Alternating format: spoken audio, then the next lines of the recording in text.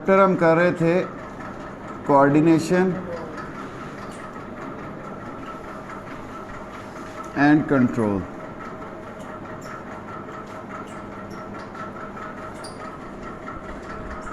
हमने बेटे देखा था कि हमारा कोई भी एक्शन जो होता है उसमें जितने भी ऑर्गन सिस्टम होते हैं दे आर कोऑर्डिनेटेड। वो क्या हैं? They are coordinated. उनके दरमियान रबत मौजूद होता है। अगर ये रबत मौजूद ना हो तो वो काम नहीं हो सकता। हमने एक सादा सी एग्जांपल ली थी रनिंग की कि ये जो भागने का प्रोसेस है बज़ाहिर इसमें हमारे स्केलेटल मसल, टांगों के मसल जो हैं वो इन्वॉल्व हैं, लेकिन अगर हम उसको डीपली देखें, स्केलेटल मसल वो इन्वॉल्व, इनकी वजह से हमारी हड्डियां वो इन्वॉल्व। अब इन मसल्स को एनर्जी चाहिए, उसके लिए ऑक्सीजन चाहिए, हमारा रेस्पिरेटरी सिस्टम इसके साथ साथ चलना ज़रूरी है ज़्यादा ऑक्सीजन प्रोवाइड करने के लिए। इस ऑक्सीजन को पहुंचाने के लिए सर्कुलेटरी सिस्टम जो है वो ज़रूरी है। अब इन सब को कंट्रोल करने के लिए हमारा नर्वस सिस्टम जो है, चूँकि हमने दौड़ना है, किसी डायरेक्शन में दौड़ना है,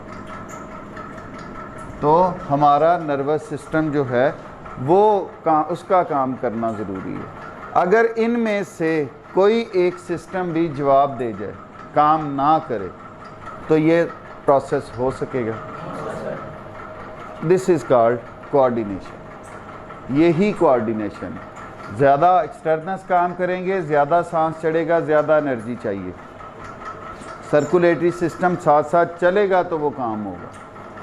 अब बेटे ये जो हमारा कोऑर्डिनेशन का प्रोसेस होता है, ये हमारे जिस्म में दो तरह के सिस्टम्स मौजूद हैं जो कि इसको पूरा करने में मदद देते हैं, आपस में तालमेल पैदा करते हैं। तो वो कौन कौन से? नर्वस कोऑर्डिनेशन,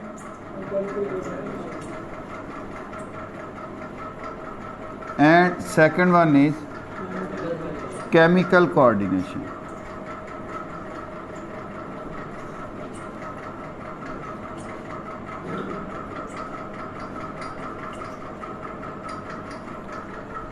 अब ये जो दोनों तरह की कोऑर्डिनेशन है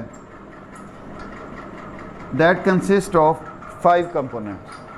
किन पे मुश्तमिल? 5 components. First one stimulus, second one receptors, third one coordinators, fourth one effectors, and fifth one response. कि हमारा कोऑर्डिनेशन जो है वो इन 5 पिलर्स पे खड़ा है। First one stimulus, receptor, coordinator, effector, response. Stimulus क्या था? Any change that can provoke a response in the organism,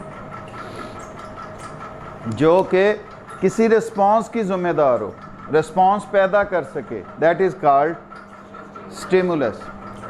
nervous coordination में हम देखें तो उसकी एग्जांपल हमने देखी, लाइट आंखों में पड़ना, आंखों का बंद करना, गरम शय को हाथ लगना और हाथ का हटा लेना। ये गरम शय एक स्टिमुलस थी, उसने रिस्पॉन्स पैदा किया। आंखों में लाइट पड़ी, वो अच्छा अब अगर हम केमिकल कोऑर्डिनेशन की तरफ जाएं तो मैंने एग्जांपल दी थी आपको कि अगर खाना खाने के बाद शुगर लेवल बढ़ता है तो वो बढ़ा हुआ शुगर लेवल स्टिमुलस है इंसुलिन की प्रोडक्शन के लिए। अब उसने भी एक रिस्पांस पैदा किया। अच्छा जी, रिसेप्टर्स क्या होते हैं? Cells are tissues that receive stimulus, जो स्टिमुलस को रिसीव करते हैं, and send message to coordinator. तो किसकी तरफ पैगाम भेज देते हैं? कोऑर्डिनेटर की तरफ पैगाम भेज देते हैं। They are called receptor. आंखों में लाइट का पड़ना, तब आंखें क्या है हमारी? रिसेप्टर है, उसने पैगाम भेजा। गरम शय को हाथ लगना, तब क्या है? जो हाथ है हमारा वो रिसेप्टर है। कोऑर्डिनेटर्स, कोऑर्डिनेटर वो जो रिसेप्टर से आने वाली इंफॉर्मेशंस को रिसीव करेगा, इनको इंटरप्रेट करेगा, मतलब उसको देखेगा कि अब इसके मुताबिक क्या करना है, फिर वो अहकाम जारी करेगा, हुक्म जारी करेगा। तो अब उस बॉडी पार्ट को हम क्या नाम देंगे? कोऑर्डिनेटर। अब वो क्या होंगे? That may be in nervous coordination brain and spinal cord, जबकि केमिकल कोऑर्डिनेशन में दैट ग्लैंड, ग्लैंड्स जो हैं वो कोऑर्डिनेटर के तौर पर काम करेंगे। इफेक्टर, अब जो बॉडी पार्ट हुक्म रिसीव करेगा कोऑर्डिनेटर से और उसके मुताबिक रिस्पांस पैदा करेगा, that part body part is called effector. Light ज़्यादा पड़ी, आंखें बंद हो गई, अब ये आंखों के आईलिड्स जो हैं ये किसके तौर पे काम कर रहे हैं? इफेक्टर के तौर पे काम कर रहे हैं। गरम शय को हाथ लगा था, हमने हाथ हटा लिया, अब ये हाथ का हटना या हाथ हमारा हट रहा है वहाँ से, अब हाथ वहाँ पे क्या है? इफेक्टर। ये रिसेप्टर भी था और ये इफेक्टर भी है। अब आ जाओ रिस्पॉन्स। पूरा एक्शन जो उसके अगेंस्ट हुआ, उस स्टिमुलस के अगेंस्ट हुआ, दैट इज ओवर रिस्पॉन्स। आंखों का बंद करना, दैट इज रिस्पॉन्स। लाइट पड़ी थी, आंखें बंद कर ली, अब वो रिस्पॉन्स है। हमारा गरम शय को हाथ लगा और हमने हाथ हटा लिया, वो हाथ का हटाना रिस्पॉन्स है। इफेक्टर बेटे क्या थे हमारे? बॉडी पार्ट्स या बॉडी ऑर्गन्स या सेल्स या टिश्यूज, क्योंकि ग्लैंड्स की सूरत में सेल्स ज़्यादातर। Body parts that receive info from coordinator and show response, they are called effectors. response क्या है? whole action against stimulus, that is called response. अब बेटे ये हम देख चुके कि कोऑर्डिनेशन दो तरह का है, नर्वस कोऑर्डिनेशन है और केमिकल कोऑर्डिनेशन है। आज थोड़ा सा मैं इसका इंट्रोडक्शन करूंगा, कल इंशाल्लाह ताला इसका। आज हम देखते हैं कि ये जो नर्वस कोऑर्डिनेशन है,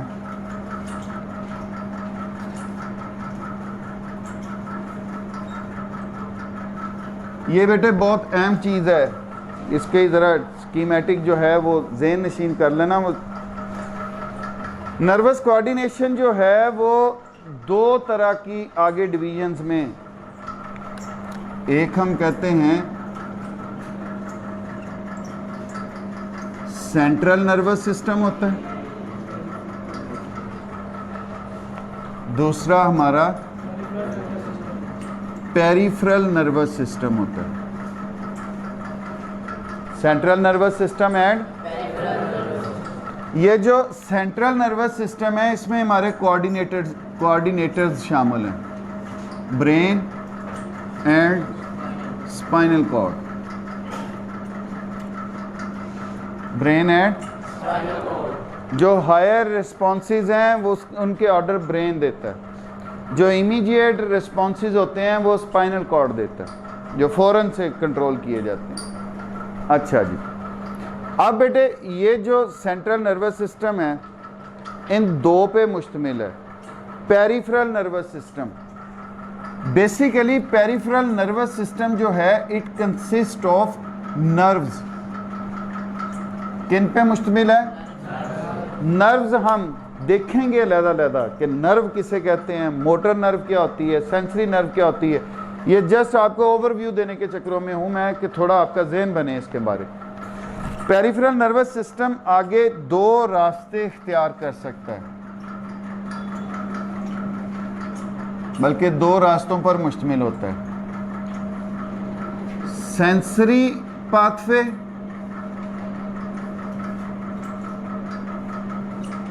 और मोटर पाथवे।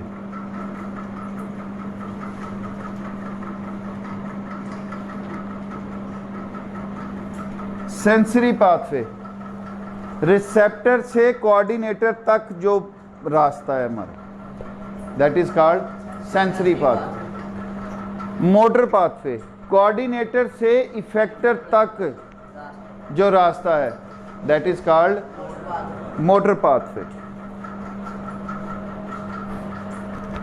हाथ में चीज चुभी, उसका एहसास हुआ, पैगाम गया।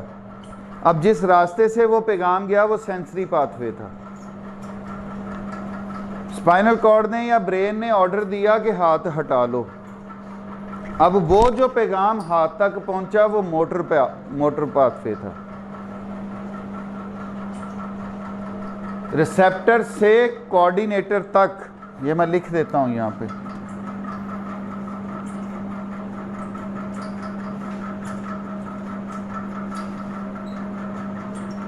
टू कोऑर्डिनेटर, वो चाहे ब्रेन को जाए चाहे स्पाइनल कॉर्ड को जाए।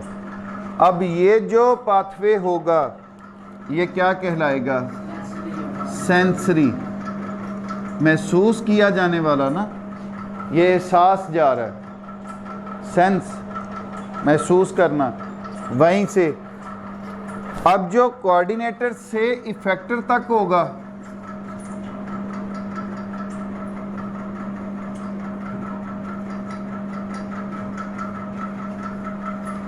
वो क्या होगा बेटे? मोटर। वो क्या होगा? Motor pathway.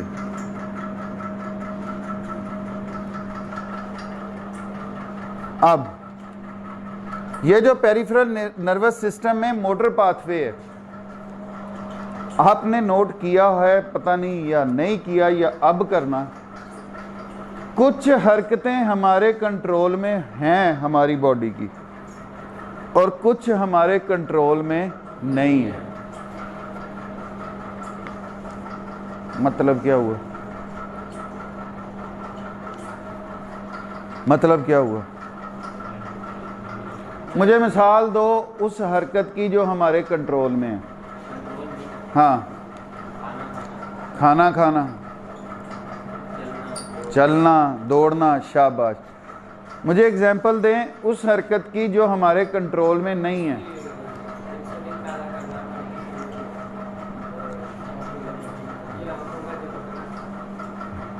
हाँ जी, सांस लेना, दिल का धड़कना, डाइजेस्टिव सिस्टम की मूवमेंट, गुर्दों का काम करना, उसको हम नहीं डायरेक्ट कर रहे, वो खुद ब खुद हो रहा है। समझ आ गई? बैठे। तो ये जो मोटर पाथवे है ये फर्दर दो में डिवाइड होता है, somatic nervous system and autonomic nervous system.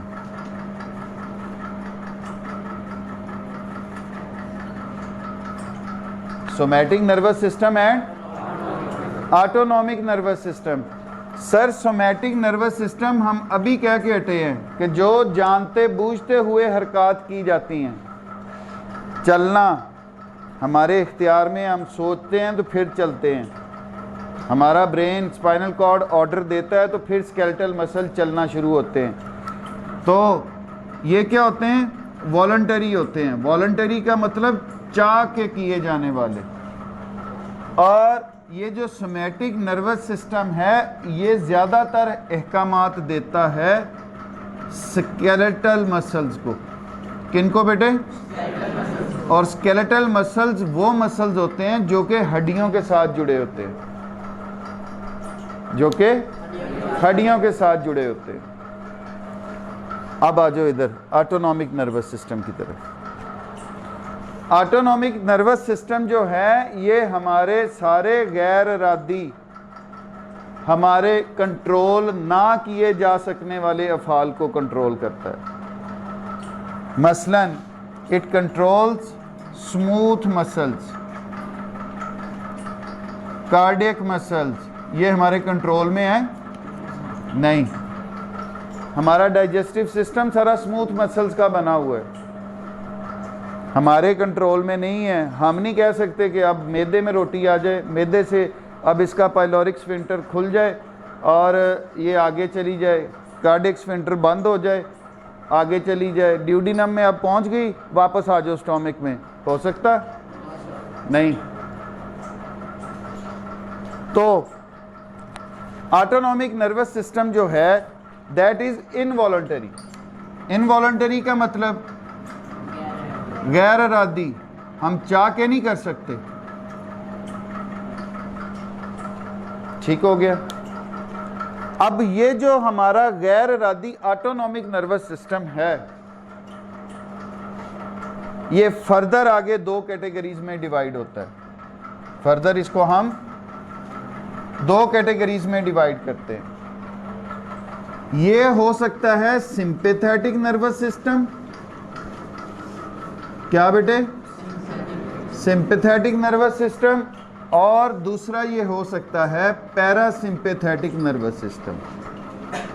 अब गैर इरादी अफ़ाल भी तो दो तरह के होते हैं। गैर इरादी अफ़ाल भी तो दो तरह के होते हैं। एक फियर, फाइट एंड फ्राइट में जब लड़ाई हो जाए, जब डर लग जाए, जब दौड़ना हो, तो एक अलहदा से मैकेनिज्म इवॉल्व होता है हमारे जिस्म में, जो कि हमारा मोटर पाथवे की वजह से है, ऑटोनॉमिक नर्वस सिस्टम के अंडर है। इसको हम सिंपैथेटिक नर्वस सिस्टम कहते हैं। इसमें हमारे स्केलेटल, जब भागना लड़ाई होगी, डर गए, क्या होता है? मसल्स में ज़्यादा ताकत महसूस होना शुरू हो जाती है, चाहे कोटी खानी है। और भजना तो है ना, जे अगला ताकतवर है फिर भजना तो है। तो स्केलेटल मसल्स को सप्लाई बढ़ा दी जाती है, आपका कार्डियक, आपका सर्कुलेटरी सिस्टम उसके साथ मैच करेगा। अब वो सप्लाई बढ़ानी है, किसी तरफ से कम भी तो करनी है डाइजेस्टिव सिस्टम को। हुण वो गुस्से दे विच कुट खांदे हुए रोटी, तो वो डाइजेस्टिव सिस्टम को ब्लड सप्लाई जो है वो रोक दी जाती है, कम कर दी जाती है, लिमिट कर दी जाती है, और स्केलेटल मसल्स को बढ़ा दी जाती है, और तब हमारी आंखें भी खुल जाती हैं। Pupil dilates, pupil of the eye dilate, ये सिंपैथेटिक नर्वस सिस्टम का हिस्सा है। चूंकि भागना है, स्केलेटल मसल, सांस लेने की रफ्तार बढ़ जाती है। रेस्पिरेटरी सिस्टम जो है उसकी, चूंकि अब उसने मैच करना है, सांस चढ़ जाता है ना, पवा मारो या मार खाओ, सांस चढ़ जाता है ना, बाद में बंदा जोर जोर से सांस ले रहा होता है।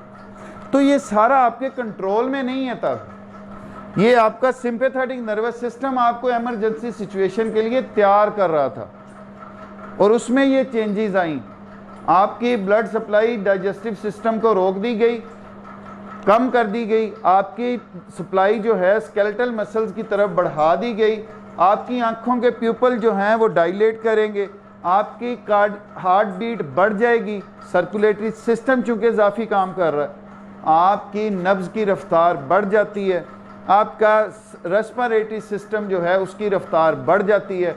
डर की वजह से दिल नहीं धक धक बजना शुरू होता है ना, वो इस सिस्टम के तहत। जब वो सिचुएशन गुजर गई, अब जिस्म ने नॉर्मल भी तो होना है, तो जब जिस्म ने नॉर्मल होना है तो तब ये पैरासिम्पैथेटिक नर्वस सिस्टम काम करेगा, ये उन सारी चीज़ों को नॉर्मलाइज करेगा। प्यूपल जो है उसको भी नॉर्मल पोजीशन पे, हार्ट बीट भी नॉर्मल पोजीशन पे, सर्कुलेटरी सिस्टम भी नॉर्मल पोजीशन पे आएगा, आपका रेस्पिरेटरी सिस्टम भी नॉर्मल पोजीशन पे आएगा, डाइजेस्टिव सिस्टम को ब्लड सप्लाई फिर उसी तरह पहली रूटीन में वो देनी शुरू कर देगा। तो ये होता है हमारा पैरासिम्पैथेटिक नर्वस सिस्टम। ये अगर आपको अब पता चल गया